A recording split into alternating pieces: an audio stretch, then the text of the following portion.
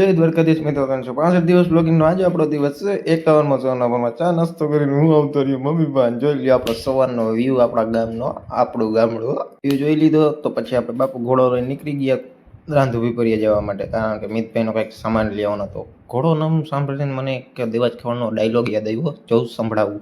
હવે રાણાનો ઘોડો ઉપડી ગયો, ઊભો ન રહે યાર. અને હવે જો અધવસાળે ઊભો રહી જાય તો સાલા બીજા ઘોબા ઉપાડીને ભૈયા ન જાય યાર. ઘોડો હારો ઉપડી તો ગયો, પણ હવે બંધ નથી થતો. એનું શું કરવું? જો ચાવી બંધ છે તોય પણ બંધ નથી થતો.